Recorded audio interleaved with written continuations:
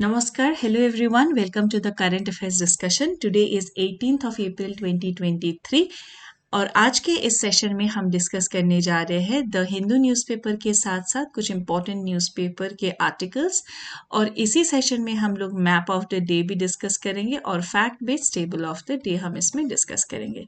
चलिए आज के सेशन को स्टार्ट करते हैं। माय नेम इज अंतरा भैया। Let us begin with the snapshot from the Hindu newspaper. तो जैसे कि आप लोग देख पा रहे हैं ये फ्रंट पेज का एक आपका कटिंग है जो हमने यहाँ पे ऐड किया है। इसमें हम लोग देख पा रहे हैं कि यहाँ पे सबसे पहले इस सुंदर से पिक्चर को देखिए, ये एक बर्ड का पिक्चर आप लोग को दिख रहा है। तो यहाँ पे हम इसके बारे में डिस्कस करेंगे। फिलहाल इस बर्ड का नाम क्या है? इस बर्ड का नाम है पिटस। ओके, पिटस इस बर्ड का नाम है। नेक्स्ट यहाँ पे हमने कल के आर्टिकल में देखा था कि अभी कास्ट सेंसस के बारे में बात चल रहा है। हमने इससे रिलेटेड क्वेश्चन भी कल के क्लास में प्रैक्टिस किया था। मेंस पर्सपेक्टिव के तरफ से भी हमने देखा था। फिर यहाँ पे देख पा रहे हैं mapping the countries export hotspots. तो यहाँ पे जो है Jamnagar is the top exporting district. तो अगर कभी भी पूछे कि कौन सा डिस्ट्रिक्ट सबसे ऊपर है अभी, तो फिर आपका Jamnagar is the top exporting district in India. हमने इस एक आर्टिकल में देखा था कि गुजरात का एक्सपोर्ट जो है सबसे ज़्यादा बढ़ रहा है और इसीलिए कहते हैं कि Gujarat is the new Mumbai, है ना। ये भी हमने देखा था। नेक्स्ट यहाँ पे देखिए सीएसके प्रिवेल्स ओवर, ये तो आपका मैच से रिलेटेड ये आपका है, स्पोर्ट्स से रिलेटेड ये है। तो इसको कभी भी स्पोर्ट्स से रिलेटेड बहुत इंपॉर्टेंट कुछ रहता है तब हम उसे इंक्लूड करते हैं, अदरवाइज इस सेक्शन को हम इतना इंक्लूड नहीं करते हैं। अब यहाँ पे ये जो आर्टिकल है ना, ये हम लोग ऑलरेडी पहले प्रीवियस सेशंस में डिस्कस कर चुके हैं, क्योंकि इस तरीके से अभी कंटिन्यूएशन में ऐसा आर्टिकल आता रहेगा। लेकिन जब हम ऑलरेडी एक आर्टिकल डिस्कस कर चुके हैं प्रीवियस सेशन में, तब जब तक उसमें नया कुछ उसमें एविडेंट और नहीं आता है तब तक हम उसमें और एड ऑन नहीं करते हैं, और जब कुछ नया इसमें आएगा तो फिर हम उसको एड ऑन कर देंगे। अभी देखिए इसमें क्या है, demand for same sex marriages recognition in urban is urban elitist view, ये सेंटर ने कहा। हमने इससे पहले क्या देखा था, इसको हम यहीं पे देख लेते हैं, इसके बाद इस आर्टिकल को और नहीं आगे कैरी फॉरवर्ड करेंगे आज के डिस्कशन में।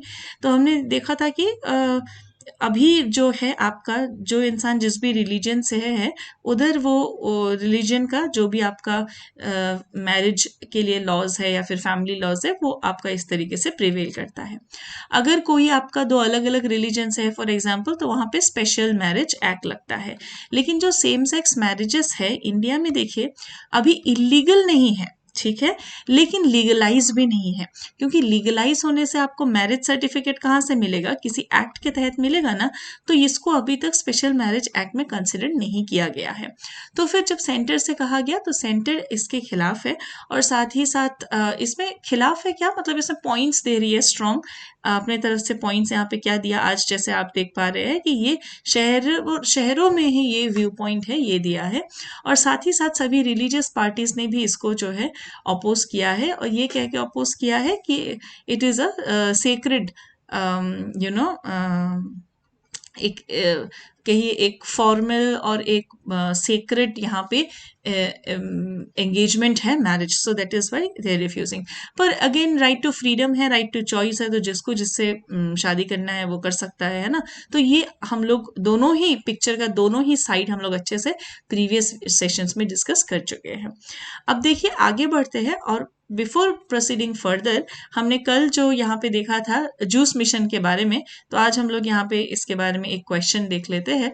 विच space agency has launched JUICE mission to search for life on Jupiter's moon. तो हमने देखा था कि किसने किया था, नासा, इसरो या फिर आपका ईसा ने या फिर यूरोप स्पेस एजेंसी ने किया था। तो इसका सही आंसर क्या हो जाएगा, this is done by European space agency ESA। European space agency ने लॉन्च किया है जूस, ये हमने कल ही देखा था। फुल फॉर्म क्या है, JU for Jupiter, IC for icy, that is your ice explorer, moon explorer mission. यानी कि जुपिटर के वैसे तो कितने सैटेलाइट्स है, वैसे तो 75 प्लस सैटेलाइट्स है, लेकिन उसमें से यहाँ पे 3 जुपिटर के मून्स को निकाला है, जिसपे 3 जुपिटर के मून्स पे क्या किया जाएगा, सबसे लार्जेस्ट गैनीमीडी और उसके अलावा कैलिस्टो और यूरोपा। तो जुपिटर के 75 में से 3 मून्स का जो है यहाँ पे स्टडी करना चाह रहे हैं कि क्या उसमें कोई भी ऐसा चीज मिल सकता है जो कि लाइफ सपोर्टिंग हो। क्या जूस मिशन ये आपका पता कर सकता है कि वहां पे लाइफ एग्जिस्ट करता है कि नहीं।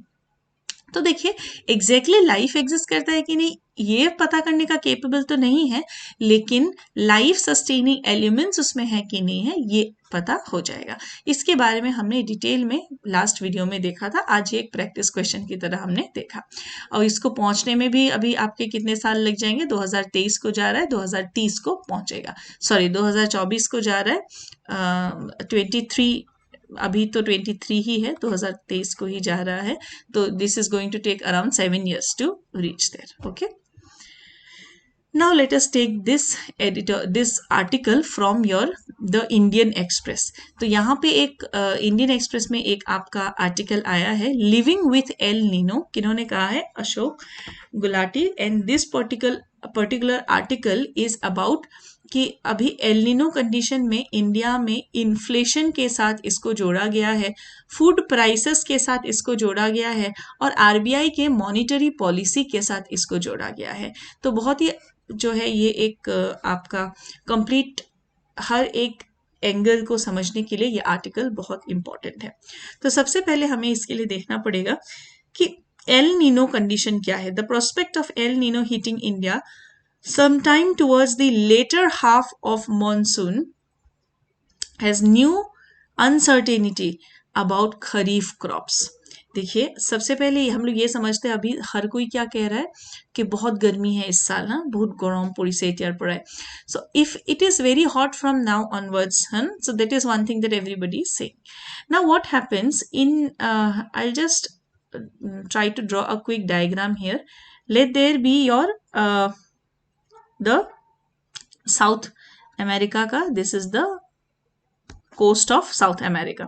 Okay, now you see what happens. Normally the flow of the wind is like in, let this be the Australia part, and from here this is the Australia ka coast wala, this is the warm air. Okay, so what happens ideally in this region, there are the cold water. Okay, you have the cold water here along the western side of South American coast, and from here the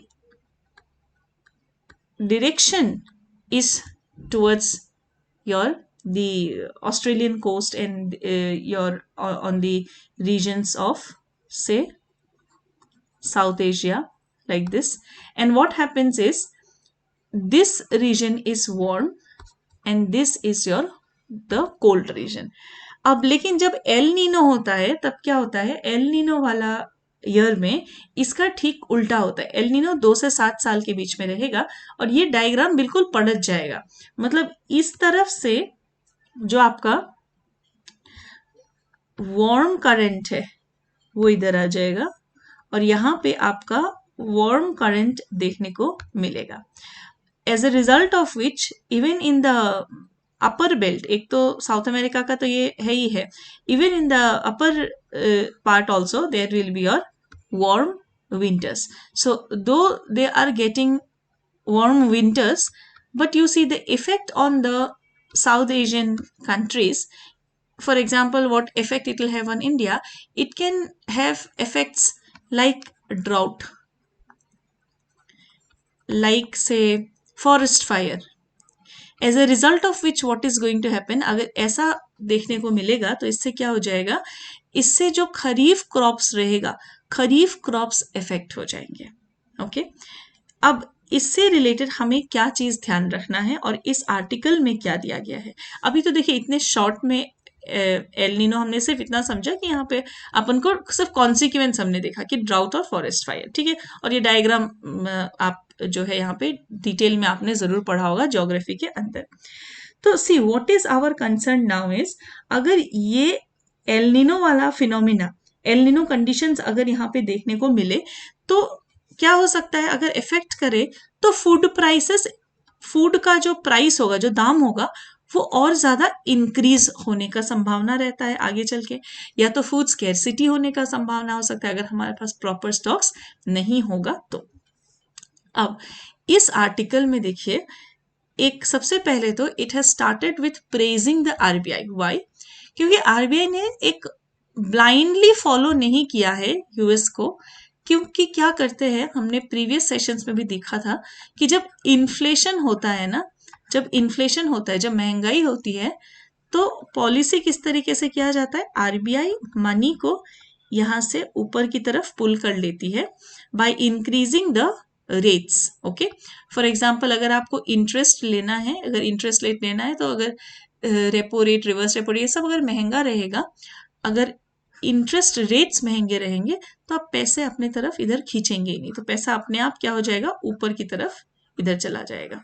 ठीक है, ये मैंने detail में previous classes में explain किया है। तो इस कंसेप्ट को अगर हम ध्यान रखें तो आइडियली क्या होना चाहिए कि इंटरेस्ट रेट इंक्रीज होना चाहिए, पर ये ब्लाइंडली इसको फॉलो नहीं किया। क्यों फॉलो नहीं किया? क्योंकि हमारा जो टारगेट है ना कि 4% इन्फ्लेशन प्लस माइनस 2% इन्फ्लेशन, यानी कि 2 से लेके 6% तक आप जा सकते हो। अब देखिए यहाँ पे इन्फ्लेशन ड्रॉप हुआ है मार्च 2023 में टू 5.66%। तो हम लोग इस फ्रेम ब्रैकेट में कम से कम है, 4 प्लस माइनस 2 फ्रेम ब्रैकेट में हम लोग है। तो इसीलिए हो सकता है कि एक स्टेप इसलिए यहाँ पे लिया गया हो। फर्दर, इन्फ्लेशन के वजह से मेन कंसर्न किन चीज़ों को है?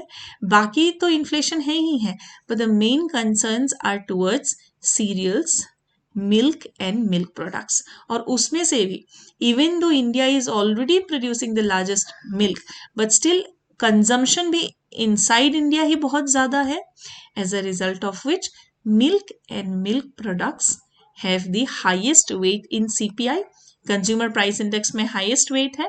और साथ ही साथ मिल्क का प्रोडक्शन इस बार जो है आपका थोड़ा हॉल्ट, थोड़ा सा कम, थोड़ा सा रुका हुआ सा भी नजर आ रहा है। ऐसा क्यों? क्योंकि जो कैटल्स है ना, कैटल्स के अंदर एक डिजीज देखने को मिला है जिसे हम कह रहे हैं लंपी स्किन डिजीज। इस डिजीज के वजह से कैटल्स को यहाँ पे ऑलरेडी यहाँ पे मिल्क प्रोडक्शन पे जो है इफेक्ट यहाँ पे पड़ रहा है। अब देखिए इंडिया में कंजम्पशन ऑफ मिल्क बहुत ज़्यादा है, जिसके वजह से अगर इंटरनली मिल्क का डिमांड फुलफिल नहीं हुआ तो फिर क्या होगा, उसको इंपोर्ट करना पड़ेगा। लेकिन देखिए पास्ट में हम लोग खुद ही अगर मिल्क यहाँ पे इंडिया के अंदर अगर प्रोड्यूस कर रहे हैं, इन दैट केस अगर उसमें इंपोर्ट ड्यूटीज, बाहर से जो मिल्क आएगा इंडिया के अंदर, अगर हम उसमें इंपोर्ट ड्यूटीज नहीं लगाएंगे तो क्या होगा, तो इंडिया के अंदर जितना मिल्क प्रोड्यूस हो रहा है उसकी डिमांड में हो सकता है दिक्कत है। अगर हम बाकियों पे इंपोर्ट ना, तो इंपोर्ट पहले से है, इंपोर्ट जो करते हैं हम लोग मिल्क को, उसमें पहले से ड्यूटीज लगता है। तो अब ये कह रहे हैं कि let us reduce this, reducing import duties on skimmed milk powder and butter. कितना रिड्यूस कर रहे हैं? To about 15%। इससे क्या होगा कि अगर हाँ लंपी स्किन डिजीज है, नंबर 2 मिल्क प्रोडक्शन अगर यहाँ पे हॉल्ट में आ गया है, नंबर 3 अगर मिल्क ऑलरेडी हमारा सीपीआई का हाईएस्ट वेट है, देन एक तो ये कर सकते हैं कि मिल्क कंजम्पशन कम कर दे, जो कि ऑस्ट्रेलिया करता है। ऑस्ट्रेलिया के अंदर बहुत ज़्यादा प्रोडक्शन है, बट इंटरनल लोग वीगन बनते जा रहे हैं, मतलब कोई भी जो है एनिमल प्रोडक्ट भी जो है यूज नहीं करना है, मिल्क यूज नहीं करना है, तो फिर या तो कंजम्पशन कम करे या तो इंपोर्ट करे। तो यहाँ पे हम लोग क्या कर रहे हैं, इंपोर्ट कर रहे हैं ना, क्योंकि हमारे यहाँ पे तो दूध वाली चाय के बिना जिंदगी ना चले, है ना, क्या करें। नेक्स्ट देखिए यहाँ पे गुड क्वालिटी फॉडर सप्लाईज। एक और तरीका क्या है राइज करने का? नंबर 1 एक तरीका बताया कि इंपोर्ट ड्यूटीज को जो है 15% तक कम कर सकते हैं। Number 2 good quality fodder supplies, यानी कि जो चारा रहेगा उसको कैसे हम गुड क्वालिटी कर सकते हैं। इससे क्या होता है, इससे मिल्क प्रोडक्शन इंक्रीज होता है। Number 3 raise productivity of milk animals, कितना यहाँ पे प्रोडक्टिविटी आ रहा है उसको इंक्रीज करे, तो इससे क्या हो सकता है, इंडिया का मिल्क सफिशिएंसी यहाँ पे हम लोग यहाँ तक पहुंच सकते हैं। So there can be an separate an individual question on milk sufficiency also. Food sufficiency तो ऑलरेडी है ही है, उस पर ऑलरेडी क्वेश्चन आपका बनता है। Next is your wheat inflation. Wheat के वजह से एक बार तो देखिए आपका एलपीजी रिफॉर्म्स तक हम लोग पहुंच गए थे, और जो है एग्रीकल्चरल रिवोल्यूशन, ग्रीन रिवोल्यूशन तक पहुंच गए थे। उसके बाद क्या हुआ, देखने को मिला कि जो साइड इफेक्ट्स होता है, जो आफ्टर मैथ है, वो बाद में हुआ, सॉइल सैलिनिटी तक और सॉइल के प्रोडक्शन तक इफेक्ट हुआ। हालांकि उस वक्त इंस्टेंटली इंक्रीज होने में जो है प्रोडक्शन को इंक्रीज करना जरूरी था। अब व्हीट इन्फ्लेशन जो है वो स्टिल इट इज अबाउट 20%। तो इसमें हमें दो चीज यहाँ पे इंश्योर करना है, एक तो हमें प्रोडक्शन भी इंक्रीज करना है, और दूसरा एक एनवायरमेंट फ्रेंडली मेथड से भी इंक्रीज करना है, और फूड सफिशिएंसी तो मेंटेन करना ही पड़ेगा। अब देखिए अगर एल नीनो रहता है तो वो जो खरीफ क्रॉप्स है उसको इफेक्ट कर सकता है, और साथ ही साथ इसके वजह से जो है प्राइसेस भी शूट अप कर सकते हैं। अब एडिबल ऑयल के प्राइसेस लेकिन आपके कम हो रहे हैं, क्यों? क्योंकि ग्लोबली जो क्रूड ऑयल है, जो आपका एडिबल ऑयल है, पाम ऑयल है फॉर एग्जांपल, तो उसका प्राइस आपका ग्लोबली कम हो रहा है। क्रूड ऑयल का भी कम हो रहा है, इसीलिए हम लोग पेट्रोलियम प्रोडक्ट्स जो है उसको हम लोग एक्सपोर्ट कर पा रहे हैं ज़्यादा। तो उसके बाद उसी के वजह से आपका गुजरात और मुंबई जो है वो हाईएस्ट एक्सपोर्टर्स में आते हैं। तो अगर ऐसा रहा, अगर खरीफ क्रॉप्स को इफेक्ट किया, तो इससे क्या होगा, जो पल्सेस है, दाल वगैरह जो है, पल्सेस को हमें इंपोर्ट करना पड़ सकता है, और बहुत ज़्यादा पल्सेस हमें यहाँ पे इंपोर्ट करना पड़ सकता है। और अगर यहाँ पे इंपोर्ट करना पड़ा तो इंपोर्ट ड्यूटीज कम करना, again same like milk only, बाकी चीज़ों में भी अप्लाई करता है, अप्लाई कर सकते हैं हम लोग कि इंपोर्ट ड्यूटीज को इससे जो है कम करना पड़ेगा, एंड कमोडिटी फ्यूचर मार्केट्स पे भी जोर देना पड़ेगा। ठीक है, क्योंकि देखिए जो टर्म्स यहाँ पे, ये आपका इकोनॉमी के पर्सपेक्टिव से भी आर्टिकल आपका इम्पोर्टेंट है, और पेपर टू एग्रीकल्चर पर्सपेक्टिव से भी ये आपका आर्टिकल इम्पोर्टेंट है। तो इसमें जो आपके इकोनॉमी पॉइंट ऑफ व्यू से है ही है, इसके अलावा आप इसको ज्योग्राफी पॉइंट ऑफ व्यू से भी एक बार एल नीनो एक बार आप लोग देख लीजिएगा, रिवाइज कर लीजिएगा। और again coming back to economy part, again you can refer to commodity future markets क्या है, इसके बारे में एक पैराग्राफ लिख सके, इस पे आप लोग ध्यान दीजिएगा। Now let us come to the question asked in 2011. India has experienced persistent and high food inflation in recent past. अभी तो फिलहाल इन्फ्लेशन कितने पे आ गया है, 5.66 पे, which is a good thing. तो हालांकि पास्ट में क्या रहा है, we have experienced a high inflation in recent past. ये 2011 का ही क्वेश्चन है वैसे। Next is what could be the reasons, इसके पीछे क्या क्या कारण, क्या क्या रीजन इसके पीछे हो सकता है। ठीक है, due to a gradual switch over to the cultivation of commercial crops.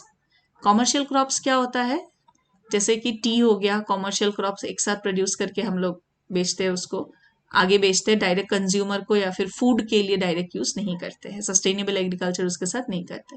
Cotton हो गया, मस्टर्ड सीड्स हो गया, तो ये सब चीजें। तो क्या हम लोग ग्रेजुअली शिफ्ट कर रहे हैं फूड सस्टेनेबल क्रॉप से आपका सब्सिस्टेंस फार्मिंग से आपका कॉमर्शियल फार्मिंग तक? The area under cultivation of food grains has steadily decreased in the last 5 years by about 30%. Huge number and gradual shift. That is also statement number 1 here itself is not true, right? तो हम 1 को eliminate कर देंगे, तो statement 2 and 3 is correct.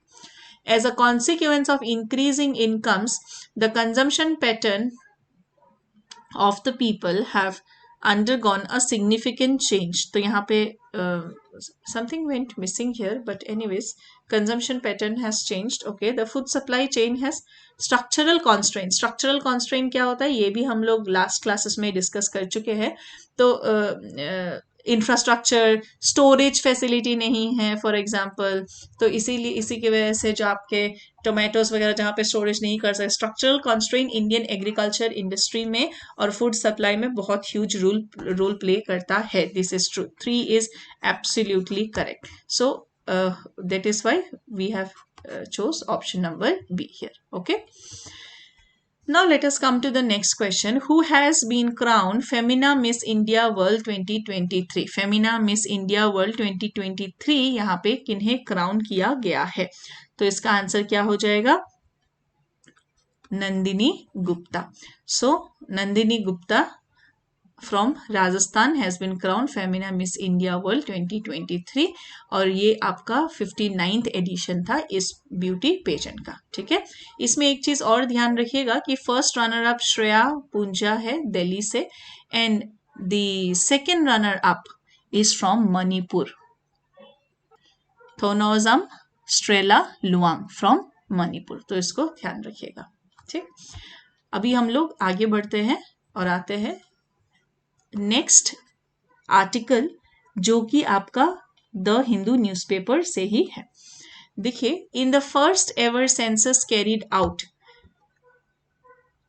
In Kendrapara and Jagatsinghpur 179 of the nearly threatened bird were counted. तो ये nearly threatened bird किसके बारे में बात किया जा रहा है? पिटास के बारे में बात किया गया है. पिटास जो आपका है, they have found new heaven in Odisha district of Kendrapara and जगत सिंहपुर. तो इसमें देखिए मैंग्रोव में ये बर्ड स्पेसिफिकली रहते हैं, तो इसीलिए इनको मैंग्रोव पीटा बर्ड्स भी कहा गया है. और recently in Orissa and the Sundarban region of West Bengal जहाँ पे ये पाए जाते हैं, उसमें से फर्स्ट सेंसस मैंग्रोव पीटा का किया गया है. कहाँ पे? और उड़ीसा में. और यहाँ पे क्या पाया गया है? यहाँ पे पाया गया है कि आपका 179 बर्ड काउंट यहाँ पे अभी तक इस सेंसस में मिला है. ओके, तो बस ये ध्यान रखना है कि what is pitta which was recently in news. So pitta is a mangrove bird which is found in the coastal mangrove forest of India. Okay, तो इतना चीज यहाँ पे ध्यान रखना है. नेक्स्ट हम इस आर्टिकल में आते हैं जो कि यहाँ पे बहुत अच्छा एक आर्टिकल लिखा गया है अबाउट कि चाइना जो यहाँ पे बात बात पे कहता रहता है कि अरुणाचल जो है फॉर हिस्टोरिक रीजंस चाइना का पार्ट में हम लोग ये पार्ट में नेम चेंज करने जा रहे हैं. चाइनीज क्लेम ओवर टावांग तक सुनने को मिलता है and all these things are coming no based on what, based on कि तिब्बत का एक्सटेंशन है, birth place of 6th Dalai Lama है, इसलिए. So all this claims from time to time we keep on hearing in the newspaper, but this is such a good article जो कि यहाँ पे जहाँ पे ये साफ कहा गया है कि Arunachal Pradesh according to a study report in 1960 itself, where जहाँ पे the officials of the two sides of the boundary questions reveals the vague, patchy and superficial nature of evidence जो कि यहाँ पे चाइनीज साइड ने दिया है, तो वो बिल्कुल ही वेग ऑलरेडी हो गया है.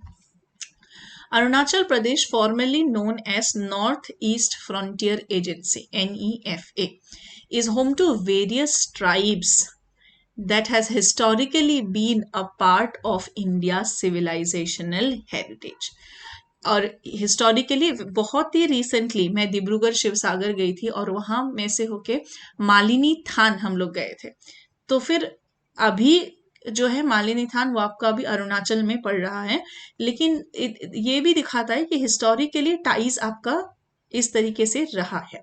Then the article has talked about that during the time of Ahoms also there was a पोसा सिस्टम.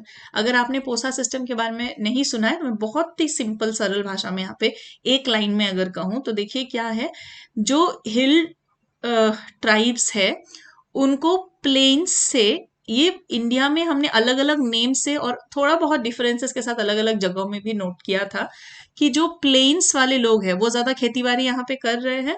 तो प्लेन्स वाले जो है वो कुछ एक अमाउंट यहाँ पे हिल ट्राइब्स को, एडजेसेंट हिल रीजन्स को एक राइट यहाँ पे देते रहेंगे या फिर एक अमाउंट यहाँ पे देते रहेंगे. एक कुछ आप कहिए कि हाँ हमने 100 kg उगाया है तो ये 10 kg एक अमाउंट यहाँ पे ऐसे देते रहेंगे. ठीक है, तो the tribes there were the regular contact with the Ahom power in Assam including for the grant of right to levy the posa from the plain people in adjacent area. तो जो एक मान लीजिए यहाँ पे एक्स हिल ट्राइब है तो वो क्या कर सकते हैं, आसपास जो प्लेन रीजन है वहां से कुछ एक अमाउंट, कुछ एक वो टैक्स जैसा यहाँ पे लिवाई कर सकता है, कुछ एक अमाउंट जैसा दे सकते हैं। ये ऑल ओवर इंडिया बहुत सारे हिल ट्राइब्स में प्लेन्स के साथ ये एक कनेक्शन कुछ जगहों में रहा है, by different names in different places, which while some tribes such as Monpas have preferred Buddhism, other follow animistic practices. अभी भी पूरे नॉर्थ ईस्ट में बहुत सारे ऐसे ट्राइब्स हैं जो कि आपका नेचर वर्शिपर्स भी है, सम कुछ एंसेस्टर वर्शिपर्स भी है, and some tribes practice a form of Vaishnavism. Okay, और असम के अंदर भी बहुत सारे ट्राइब्स जो है वैष्णविज्म के फॉर्म्स को फॉलो करते हैं। The Mahabharata, the Ramayana, the Kalika Puran, the Vishnu Puran, the Yogini Tantra, Kalidasa's Raghuvamsham has references that give a clear indication of inclusion of these tribal tracks in collective consciousness and cultural moorings of ancient India. तो जब ancient India से ही references है तो किस basis पे अभी जो है चाइना यहाँ तक पहुंचना चाह रहा है।